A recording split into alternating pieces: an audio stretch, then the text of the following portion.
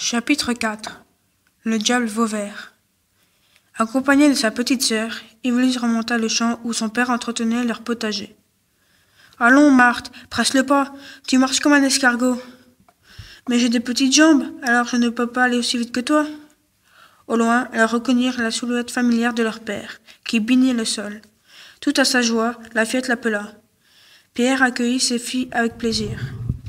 Yvelise retira le linge humide qui couvrait la jarre de terre cuite, vida la cuve de l'eau tiède qu'elle contenait et la remplaça par celle fraîchement puisée qu'elles avaient apportée. Après avoir échangé quelques mots avec son père, elle s'apprêta à s'en retourner. « Tu viens, Marthe ?» La fillette entoura la jambe de son père de ses petits bras et refusa obstinément de la suivre. « Laisse-la, je l'installerai à l'ombre dans un arbre et nous rentrerons ensemble, » finit par répondre Pierre. Yvelise haussa les épaules. Récupérant la jarre vide, elle rebroussa chemin. Elle dévalait le clos des vignes lorsque, soudain, un vaurien lui coupa la route. « La belle donzelle que voilà, me donneras-tu un peu d'eau fraîche à boire ? Laisse-moi passer, misérable, ou je crie. » Le gaillard se retourna et regarda alentour. Crier ? Mais qui t'entendrait ? Plein d'assurance, il s'approcha d'elle.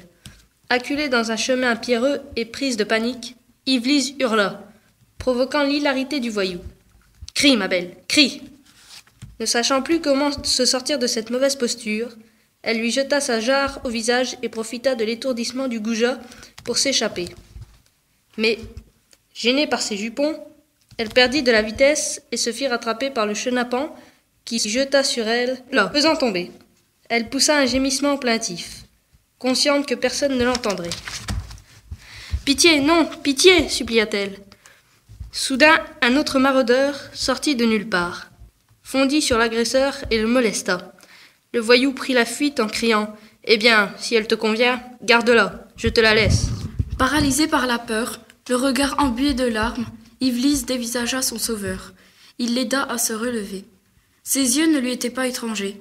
Elle s'attarda sur ses traits, hésita avant de lâcher. « Anna !»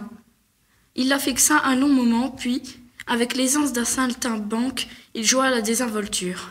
« Anna, Anna, ce nom me dit quelque chose. Anna, oui, c'est bien moi, crasseux et immonde comme mérite de l'être un juif.